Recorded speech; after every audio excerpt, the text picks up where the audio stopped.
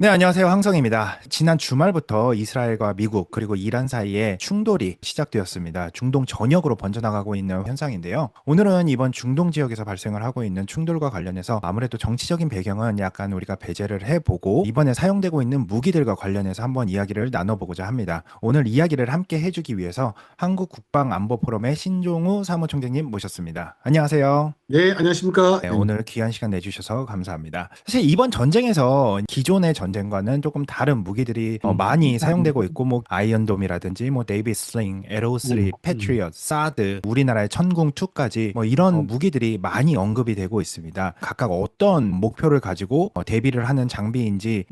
지금 H-퓨리 작전이라고 하죠. 지금 말씀하신 무기 체계들은 이란이 보유하고 있는 각종 탄도미사일과 그 샤이드 드론, 이제 순항미사일 등을 요격하기 위해서 지대공 방어무기 체계입니다. 사드 같은 경우에는 고고도를 막는다는 걸로 알고 있고, 아이언돔 같은 경우에는 낮은 고도에서 들어오는 미사일을 막는다라고 보면 될까요? 네, 맞습니다. 근데 다 종말 단계에 요격하는 거예요. 탄도미사일이 정점에서 하강할 때 다 요격하는 그 탄도탄 방어 미사일들인데, 네, 말씀하신 아이언돔 같은 거는 고도 7km, 사드 같은 경우는 그래요. 150km 정도 가능하죠. 미군이 주둔하고 있는 주변 중동 국가들의 미국산 방공 장비 의존도는 어느 정도라고 볼 수 있을까요? 거의 다 미국산 무기체계입니다. 노르웨이와 미국이 이제 공동 개발한 나삼스라는 지대공 미사일이 있는데, 이거는 공대공 미사일을 네. 지대공으로 성능 개량한 미사일이 있습니다. 대부분 다 미국산이죠. 그러면은 이란이 이번에 아직 사용은 하지 않았지만 사용을 하겠다라고 하는 극초음속 무기 파타2라고 알고 있는데, 이 파타2와 지금 가장 많이 사용되고 있는 게 드론이거든요. 무인 드론. 이 공격은 기술적으로 어느 수준이라고 보면 좋을까요? 정말 방어하기가 훨씬 어려운 수준인지 궁금합니다. 샤브라고 하는 탄도 미사일이 있는데, 이건 이제 스커드 미사일을 거의 카피한 수준이에요. 액체연료를 사용하는 구형 탄도 미사일이었고, 탄도 미사일 궤적이 아주 단순합니다. 근데 파텔 같은 경우는 그 탄도부가 분리되면서 저고도에서 활공 비행을 합니다. 단순한 탄도 궤적과는 전혀 다른, 그만큼 탄도탄 방어 체계가 요격하기 어려운 무기 체계고요. 이런 무기 체계를 우리가 흔히 또 게임 체인저라고 부르기도 하죠. 과연 이제 이란의 파텔 같은 경우는 중국의 등펑 17이나 러시아의 아방가르드 같은 좀 높은 기술은 아닌 것 같고, 그럼에도 불구하고 이란이 지금 중동 국가를 공격하는 탄도미사일보다는 훨씬 더 요격하기 어려울 것으로 예측이 되고 있습니다. 이번에 가장 많이 사용이 되고 있고 목격이 되고 있는 것들이 바로 무인 드론 공격으로 보고 있는데, 이 네. 드론과 관련된 기술은 어느 정도 수준으로 갖고 있나요? 이란 말씀이시죠? 이란. 네. 샤이드 드론은 저가형 드론입니다. 가격은 3천만 원대고요. 이란의 드론이나 순항미사일 같은 것들을 분해 보니까 뭐 엔진 같은 경우도 인터넷에도 구매 가능하더라고요. 상용에 있는 부품들을 조합해서 만들다 보니까 가격이 저렴하죠. 기술 수준은 거의 뭐 상용 수준이라고 보시면 될 것 같아요. 그러면은 이 드론들이 다 격추가 되는 게 아니고 사실 뭐 건물에 떨어진다라든지 실질적으로 피해가 발생을 하고 있는데, 이런 피해가 발생하는 이유는 뭘까요? 우리가 이런 드론들은 있잖아요. 굳이 고가의 미사일이 아니더라도 대공포, 그리고 전투기로도 격추할 수 있습니다. 네. 속도가 그렇게 빠르진 않거든요. 근데 왜 이게 뭐 일부가 날아오느냐? 그 방어 능력을 초과하는 벌떼 드론 공격입니다. 이란이 이번 반격 작전으로 UAE를 공격한 드론의 숫자는 1000대입니다. 1000대. 오늘까지 네. 1000대를 공격했다고 공식적인 기록입니다. 그러니까 UAE군과 그 주둔 미군의 방어 능력을 초과하는 것들이 일부가 들어오게 되는 것이죠. 지대공 미사일이나 대공포가 배치된 위치를 보면 이 드론들을 한 뭐 200여 대 동시에 보내면 그중에 한두 대는 방어망을 뚫고 들어올 수 있잖아요. 네. 그래서 UA군이 대공 방어망이 뛰어나다 하더라도 한두 대를 놓칠 수가 있어요. 놓친 것들이 뭐 두바이의 랜드마크를 타격한다든지 미국 대사관도 타격할 수 있는 거죠. 가격은 3천만 원대지만 그 효과는 30억, 300억 이상의 효과를 발휘하고 있는 거죠. 만약에 도시 한가운데서 이런 요격이 벌어지면은 아무래도 파편 같은 것들이 떨어지잖아요. 이런 파편들이 어디로 갈지 예측하기 어려울 텐데, 왜 이런 계산들이 생각보다 어려운지 조금 쉽게 설명해 주실 수 있을까요? 과거에 우리 서울에나 상공에 북한 무인기가 침투를 했잖아요. 알고 네. 계시죠? 그때 우리가 요격을 못했어요. 탐지도 하고도. 음. 왜 요격을 못했냐면 지상의 대공포도 거의 대부분 파편식입니다. 그 그렇군요. 파편이 떨어지면 상당히 좀 위력이 셉니다. 지금 없어졌는데 그 서울에 이제 롯데백화점 아시죠? 그 위에 우리나라 군의 30mm 대공포 기지가 있었어요. 그게 오발이 났는데 그 파편이 자동차를 뚫고 들어간 적도 있어요. 그러니까 이런 파편은 상당히 위험하고, 도심지에서 대공포로 이런 드론들을 요격했을 경우에는 그 파편에 의해서 추가적인 피해가. 발생할 수 있는 겁니다. 뭐 이런 계산을 하기 힘들죠. 그러면은 이런 값싼 드론들을 막을 때는 예를 들면은 뭐 전파 방해라든지 뭐 신호를 이렇게 끊을 수도 있고 뭐 직접 격추하는 방법들도 있을 텐데 어떤 방법이 조금 더 효과적이라고 볼 수가 있을까요? 또 비싼 미사일로 지금 싼 드론을 잡는 거를 지금 이란에서는 작전이라고 얘기를 하고 있잖아요. 이런 문제는 조금 어떻게 풀면은 좋을지도 궁금합니다. 전파 방해나 제이밍을 통해서 하는 거는 소프트킬, 네. 대공포나 미사일을 통해서 이렇게 하는 건 하드킬이라고 하는데 뭐 두 개가 다 혼용돼야죠. 그러니까 근거리에서는 소프트킬을 해서 격추하기도 하고 장거리 같은 경우는 지대공 미사일을 사용하겠죠. 근데 지금 뭐 사이드 드론이 3천만 원이고 미국의 패트리어트 미사일이 한 60억 정도 한다고 알려져 있거든요. 너무 가성비가 차이 나죠. 그런데 이걸 생각해 봤을 때 그 3천만 원짜리가 정유시설을 타격을 성공했을 때는 어떻게 되겠습니까? 60억보다 더 큰 피해가 발생하죠. 그러니까 결국은 가성비 전쟁인데 현재 가성비 전쟁에서는 이란이 앞서가고 있다고 봐도 될 것 같습니다. 예를 들어서 소프트킬이라고 말씀을 해주셨는데 전파 방해라든지 신호를 끊는 방법들을 사용을 하게 되면은 그 주위에 민간인들이 뭐 통신이라든지 인터넷이라든지 이런 것들도 사용을 하고 있잖아요. 이런 것에 또 영향을 미친다고 볼 수 있을까요? 네, 맞습니다. 지금 앞에도 말씀드렸지만 샤이드 드론은 선용 GPS를 씁니다. 그러면 그 주파수대를 제밍을 하기 때문에 다 장애를 받을 수밖에 없죠. 근데 그렇군요. 현재까지는 UAE의 군이나 미군이 그런 소프트킬은 사용하지 않는 것 같습니다. 그래서 지금 아랍에미리트 말씀하셨는데 최근에 뉴스에 보면은 이제 아랍에미리트에서 우리나라의 천궁2의 운영 효과를 보고 추가로 급하게 구매를 요청을 했다라는 기사도 읽었습니다.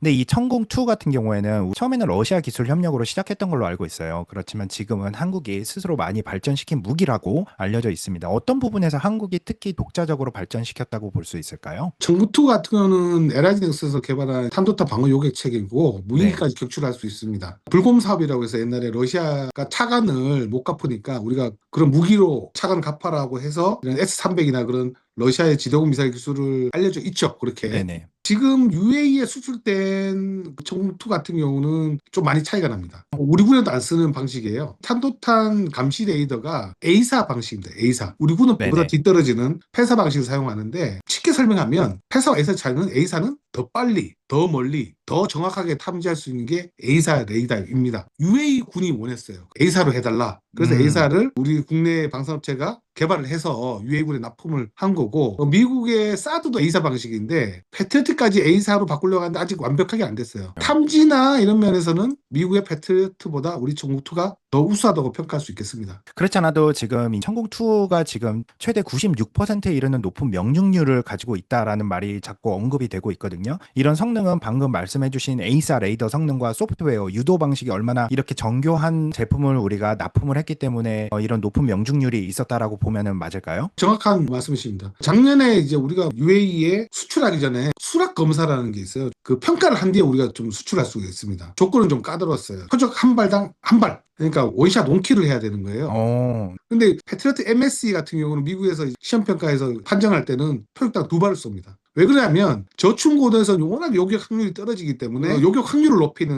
그러니까 탄도탄 방어 체계는 확률의 싸움이거든요. 그런데 우리가 그 시험을 통과했고 작년 연말에 선정돼서 UAE 갔는데 실제로 보면 이번 3월 달에 개정이 되지 않았습니까? 네. 그 짧은 기간에 이제 천궁2가 급하게 시전 투입했음에도 불구하고 실전에서 평가를 받은 거죠. 따지고 보면. 네. 이번 전쟁에서 천궁2가 전 세계에 주목을 받는 계기가 된 것 같은데 그 두바이로 접근하는 드론을 천궁2가 야간에 격추하는 영상이 제가 본 적이 있습니다. 이 영상에서는 밤하늘에 빛 하나가 순간 불꽃으로 빵 하고 터지더라고요. 실제로 어떤 방식으로 드론을 잡는 건가요? 직접 충돌입니다. 파편식으로 하면 피해가 많잖아요. 그러니까 우리 천궁2는 드론뿐만 아니라 탄도미사일을 다 격추할 수가 있습니다. 근데 탄도미사일보다 드론이 훨씬 더 격추하기가 쉽습니다. 그러면은 지금 우리나라 또 북한이라는 우리와 적대적인 상황이 있기 때문에 우리나라도 이 방어 체계를 명확하게 갖추는 게 매우 중요하다고 보는데요. 한국은 패트리어트라든지 뭐 천궁2 그리고 사드 앞으로의 엘셈이라고 하는 이런 방어 체계를 포함해서 여러 겹의 방어망을 만들고 있는 것으로 알고 있습니다. 지금 이 체계는 어느 정도까지 완성됐다고 볼 수 있을까요? 우리나라 같은 경우에는. KAMD라고 하죠. 북한의 어떤 미사일 전력의 증강에 비해서 우리가 좀 못 따라가는 거는 사실인 것 같습니다. 북한은 최근에 이제 9차 당대회를 통해서 남한을 공격하는 각종 방사포들 그리고 단거리 탄도미사일까지 많이 증강 배치해서 공격을 하겠다고 위협을 하고 있잖아요. 네, 그럼에도 불구하고 우리나라의 KMD는 아직 좀 미진한 상황이고 특히 보면은 레이저 무기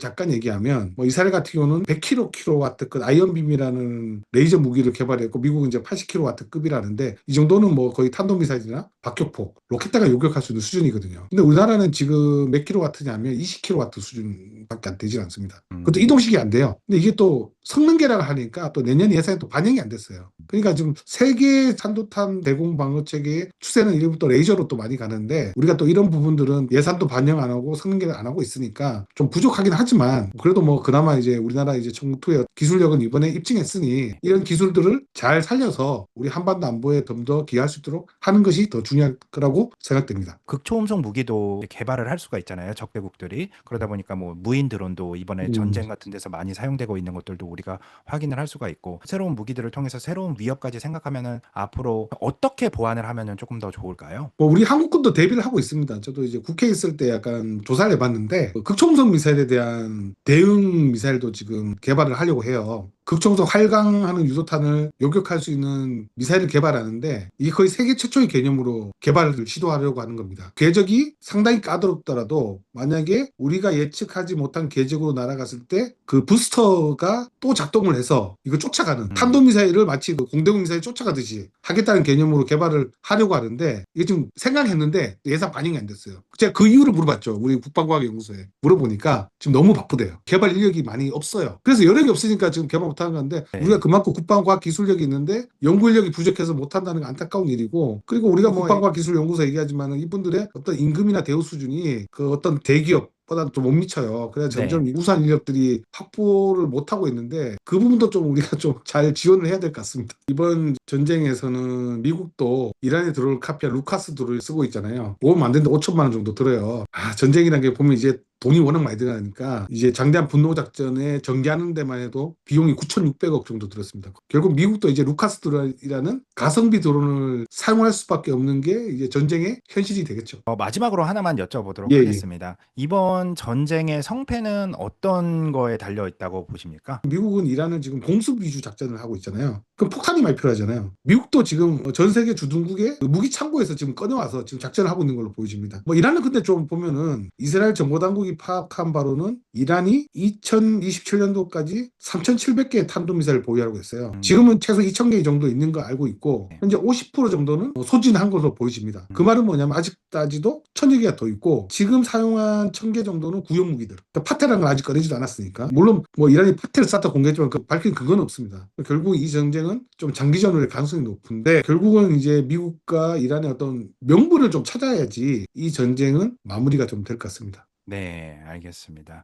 오늘 신정호 사무총장님 모시고 지금 중동 지역에서 일어나고 있는 이란과 그 인접 국가들과의 이제 충돌에 대해서 사용되고 있는 무기에 대해서 조금 알아봤습니다. 오늘 시청자 여러분들께도 조금 도움이 되는 이야기였으면 좋겠습니다. 오늘 귀한 시간 내주셔서 정말 감사합니다. 네, 감사합니다. 감사합니다. 네.